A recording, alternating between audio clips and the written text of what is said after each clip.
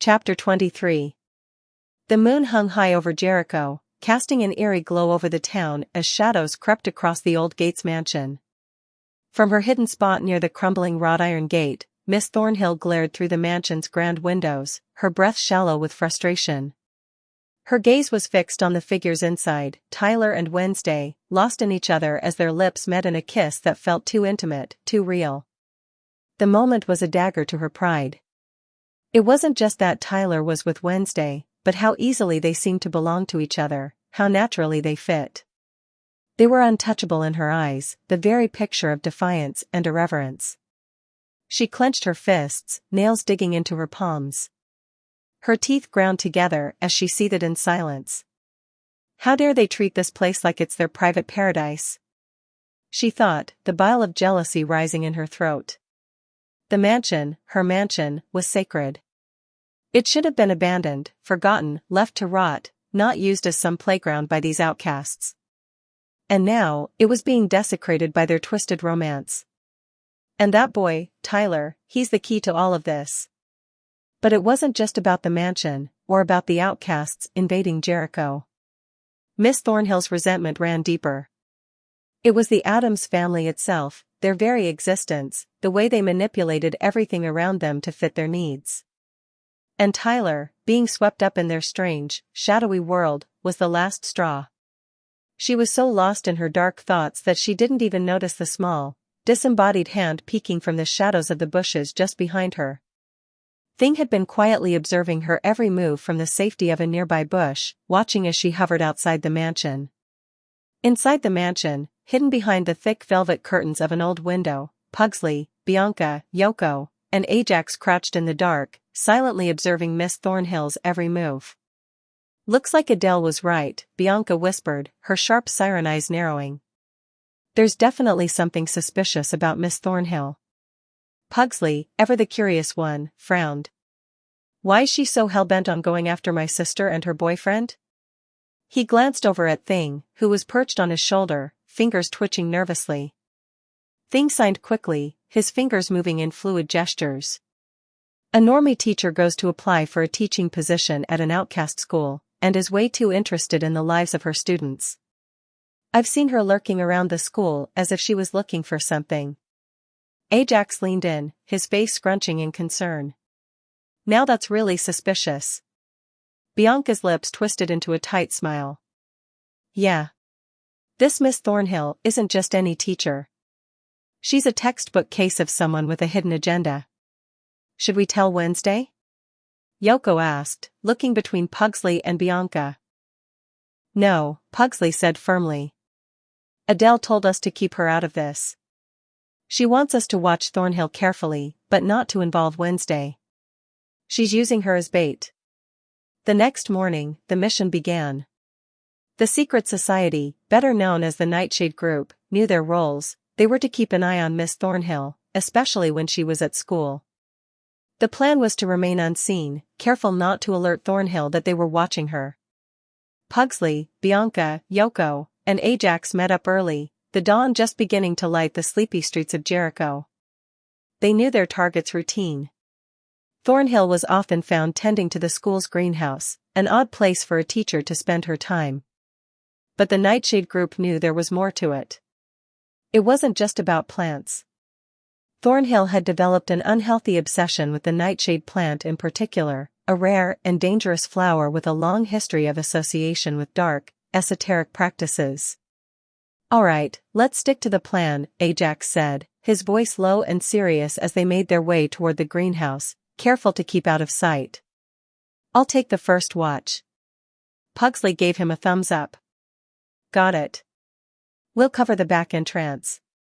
Bianca raised an eyebrow. "You think she's hiding something in that greenhouse?" Yoko, ever the realist, frowned. "Of course. No one spends that much time with a plant unless they're doing something they shouldn't be." Thing, who had silently joined them as they made their way to their observation points, signed once again, his fingers moving quickly. "She's dangerous. Keep a close eye on her." Pugsley nodded, glancing toward the back of the greenhouse. "Stay alert. She doesn't know we're At the weather vane, Wednesday sat in her usual corner booth, her fingers drumming against her quad, her gaze far away, lost in thought. The steady hum of the coffee shop did little to calm the knot in her stomach. She had expected this moment, but that didn't make it any less unsettling when it finally came. Tyler was behind the counter, his back to her as he prepared their drinks. He knew something was off, he always did, but there was a weariness in his movements now, a reluctance that Wednesday didn't miss.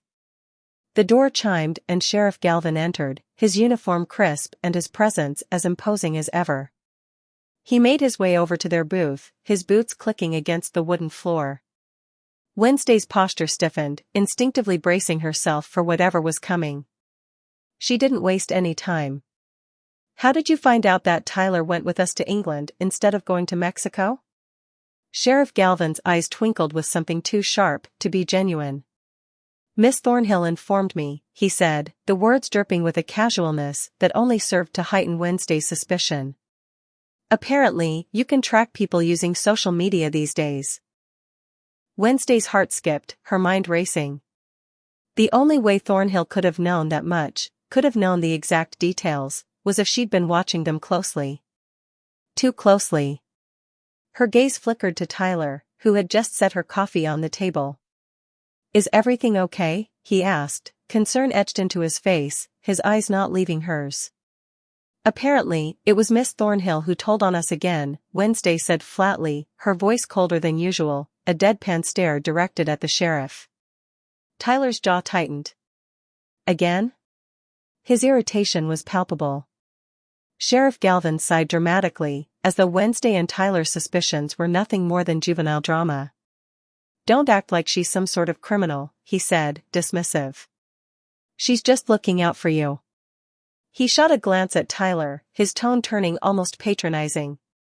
"Unlike Adele, she actually cares about what you're doing." Wednesday's eyes narrowed. The sheriff's words, intended to dismiss, only made her more certain that something wasn't right. "She's looking out for him?" she echoed, a smirk tugging at the corner of her lips. "By tracking his every move?" Tyler's gaze flickered between his father and Wednesday. "You don't think it's strange?" "She's constantly hovering, trying to get between us. Trying to get between me and Wednesday." His voice was tight with barely contained frustration. But Sheriff Galvin didn't miss a beat. "No, Tyler. I don't think it's strange." His tone was final, as if the matter had already been settled in his mind long ago. "Because unlike Adele, Miss Thornhill actually cares about what you're doing." With that, he turned on his heel and walked away, leaving behind a heavy silence. Wednesday watched him go, her expression unreadable. But inside, her mind was in overdrive. Something about Miss Thornhill's role, her constant presence, her unwarranted concern, wasn't adding up. And the sheriff's blasé dismissal of it all only made her more suspicious. Tyler sat down across from her, rubbing his temples. "I don't get it. Why does he trust her so much?"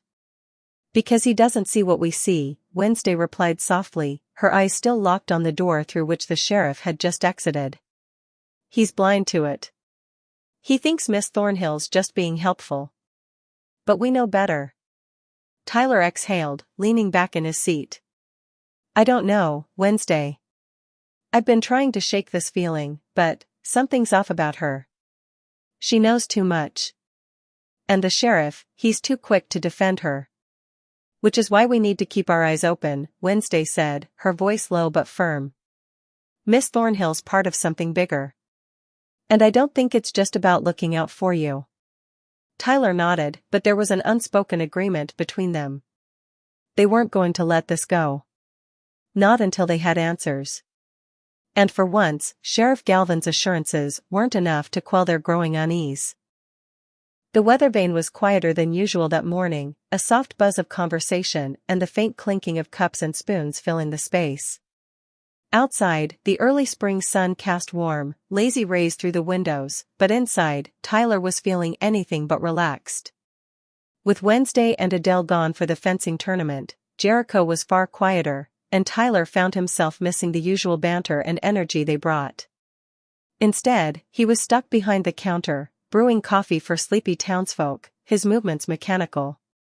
It wasn't that he disliked working at the weather vane, but being left alone with his thoughts in a town as small as Jericho had a way of making the hours stretch on forever. And worse, Miss Thornhill seemed to have made it her personal mission to hover in the background. Tyler glanced up as the door chimed, and his shoulders tensed when he saw her step inside, her dark eyes scanning the room before they landed on him. Miss Thornhill's smile was wide, a little too eager. Her presence was like a shadow that always seemed to follow him whenever Wednesday wasn't around. "Good morning, Tyler," she greeted him with that same overly sweet tone that made his skin crawl. She stepped up to the counter, her heels clicking against the wooden floor, as she leaned on it just a little too much. "Hey, Miss Thornhill," Tyler muttered, his hands busy as he finished preparing a cappuccino. "What can I get for you today?" "Oh, I'll have the usual," she said, not bothering to look at the menu, already knowing what she wanted. "A caramel macchiato." "I hope I'm not interrupting." Tyler couldn't help but raise an eyebrow. "You never interrupt," he said, trying to keep the conversation as neutral as possible. Miss Thornhill chuckled lightly, her gaze never leaving him. "Well, you must be happy to have a bit of peace and quiet with Wednesday and Adele gone," she remarked casually, picking up on the slight tension in his posture. Tyler didn't bite. He just nodded, reaching for the milk jug to steam it. "They'll be back soon. The fencing tournament isn't all that far away." Miss Thornhill's eyes narrowed subtly as she leaned forward, her voice dropping to a more conspiratorial tone. "Must be hard, though. With Wednesday always being so involved in Nevermore. I imagine it's not always easy for someone like you, someone who doesn't attend the school." Tyler kept his expression neutral, feeling the usual prickling discomfort. He'd never quite understood Miss Thornhill's fascination with his relationship with Wednesday, but it was always there, lingering like an unspoken question in the air. "Wednesday's my girlfriend," Tyler said flatly, trying to end the conversation before it went any deeper. "It's not that complicated." Miss Thornhill smiled, but there was something almost too calculating in it. "No, of course not. But there's always so much mystery surrounding people from Nevermore, don't you think? And Wednesday, well, she's definitely an enigma." Tyler set her drink in front of her with a little more force than necessary. "She's just Wednesday. Nothing mysterious about her." "Of course," she said, sipping her drink with a deliberate slowness. "But you must know, Tyler, it's not just about who someone is on the outside, is it? There's always more beneath the surface. For everyone." Tyler didn't respond, letting the silence hang between them. He was used to this by now, the way Miss Thornhill always tried to dig, to get under his skin. But he wasn't going to let her. He wasn't going to give her any more of his energy. "Do you think you'd ever consider going to Nevermore?" she asked after a moment, a small tilt of her head like she was truly curious. Tyler's eyes flicked to her before he forced himself to look away, as he fiddled with the espresso machine. "I'm happy where I am." Miss Thornhill let out a soft hum, as though she was analyzing every word he said. "I think you could do well there. Especially with your talents." Tyler's muscles tensed. He wasn't sure what she was getting at, but it felt wrong, like she was fishing for something. He wasn't about to give her anything, especially not today. "I'm not a student at Nevermore, Miss Thornhill. I'm just working here in Jericho." He kept his tone even, his patience wearing thin. "Of course," she replied, her tone almost too light, but her eyes flickered with something deeper. "It's just that someone with your background might find Nevermore to be a better fit. After all, things are often more complicated than they seem from the outside." Tyler clenched his jaw, holding on to the thread of calm he had left. He wasn't about to let her lead him down whatever path she was trying to set up. But the more she said, the more he felt like he was missing something. She was making far too many observations, too many assumptions. But how much did she really know? Before he could formulate another response, the door chimed again. A couple of regulars walked in, and Tyler seized the opportunity. He nodded toward them, turning away from Miss Thornhill. Well, looks like I'm needed, he said, his voice sharper than before. I'll be right with you. Miss Thornhill lingered, but only for a moment. Of course. I'll be right here, she said softly, almost too quietly for anyone else to hear. Tyler busied himself with the new orders, keeping his back to her. She may not have been asking direct questions, but the unease in his chest was growing, thickening like fog. Something about Miss Thornhill was off, and he couldn't shake the feeling that there was more to her interest in him than just casual conversation. He glanced at the clock. It was still hours before Wednesday and Adele would be back. And until then, he was stuck here, trying to keep his distance from Miss Thornhill's prying eyes. Tyler sat on the couch, his fingers swiping across his phone screen with an urgency he couldn't quite shake. As the evening settled over Jericho, the usual silence of the small town pressed in on him, but it wasn't the quiet that bothered him, it was Miss Thornhill's unsettling words earlier that day. He hit send on the message to Wednesday, "Call me when you get a chance." A minute later, his phone buzzed, and he quickly accepted the FaceTime call. Wednesday's usual deadpan expression filled the screen, but there was something different in her eyes tonight, a sharpness, as if she knew something was up even before he spoke. "How was the tournament?" Tyler asked, trying to sound casual, though his voice came out a little strained. "We won," Wednesday replied, her tone as dry as always. "Adele's happy. The whole team's celebrating." Tyler smirked, his suspicions about Wednesday's exact role in the celebration rising to the surface. "And let me guess, you're staying in the hotel room, refusing to join them?" "Already hit my daily limit for socializing today." Wednesday's voice had a faint edge of amusement, but her eyes didn't reflect any joy. It was the same look she gave when she was putting on her "I'm fine" face. Tyler's smile softened. "Now, looks like you still haven't hit your limit since you're still talking to me." Wednesday raised an eyebrow, her lips curling slightly into a smirk. "If you wanted me to hang up." No, Tyler's smile faltered a bit, his mind pulling him back to the tension of the morning. He leaned back against the couch, trying to steady his thoughts. "I think Miss Thornhill knows about me." There was a noticeable shift in Wednesday's demeanor, her eyes narrowing slightly as she processed his words. "What do you mean?" Her tone was measured, but there was an unmistakable edge beneath it. Tyler hesitated for a moment before he spoke again, trying to find the right way to explain the unease that had been gnawing at him all day. "She mentioned this morning, when she came into the cafe, that I should consider going to Nevermore, like she was suggesting it out of nowhere. And it felt strange. Almost like she knew something about me, something she shouldn't." Wednesday's face hardened, her gaze narrowing as she processed what Tyler had said. "What do you think she knows?" "I don't know. It's just weird. She made it sound like it was some kind of opportunity for me, but the way she said it, like she was trying to pull something out of me. I don't know, Wednesday, it felt off."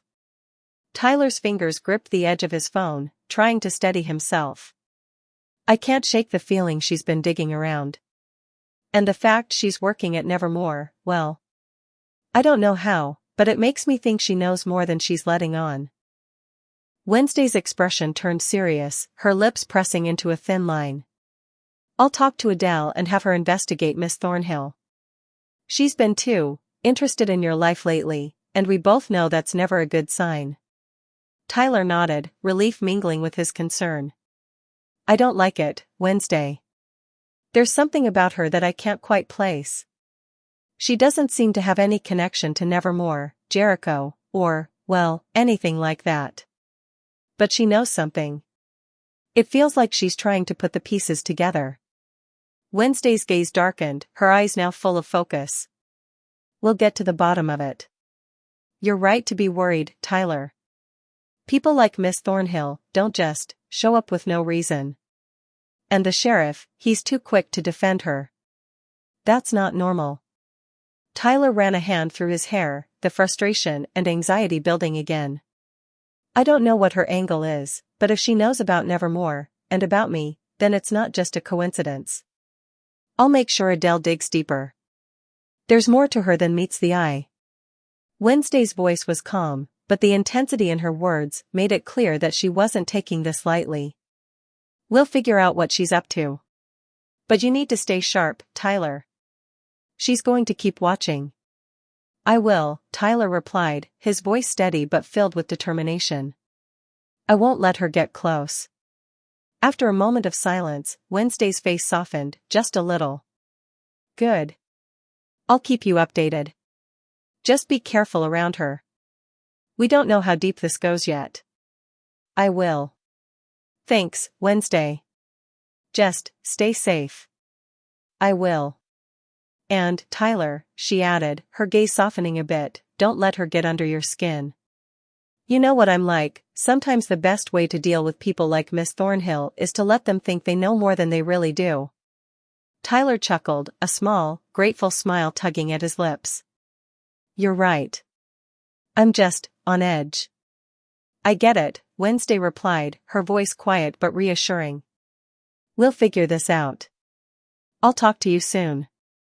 With that, the conversation ended, and Tyler sat back against the couch, the weight of the day settling into his bones. But Wednesday's words, her calmness in the face of the unknown, gave him something to hold on to. For now, he would keep his distance from Miss Thornhill, and be ready for whatever she tried next.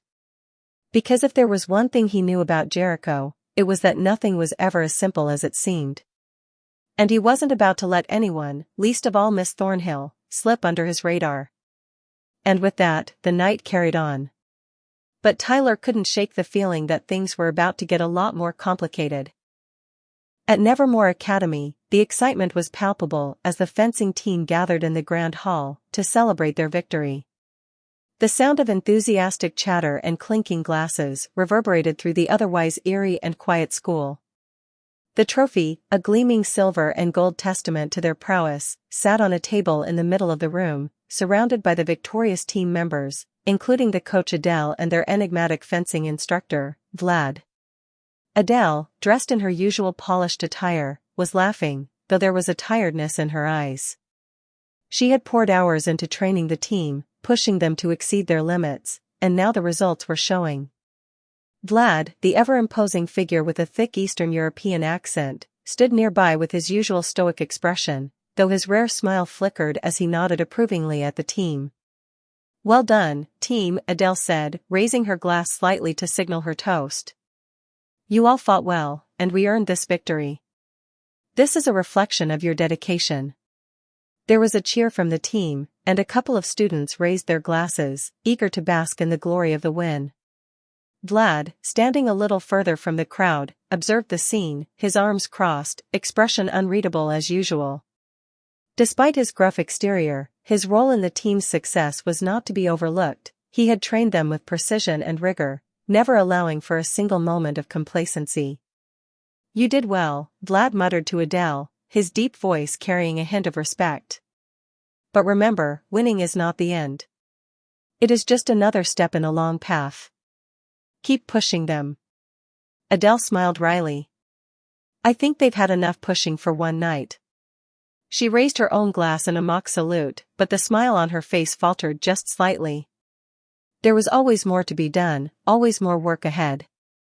But tonight, she allowed herself a moment to enjoy the success.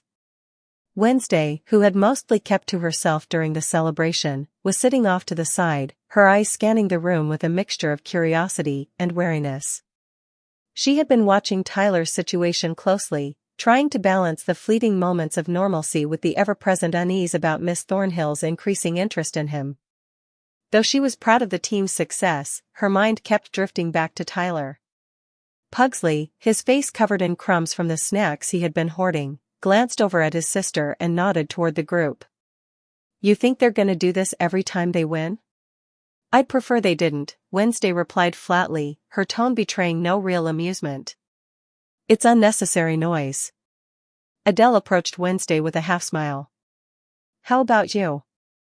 You planning to join in, or are you going to sit in the corner like the antisocial genius we all know you to be?"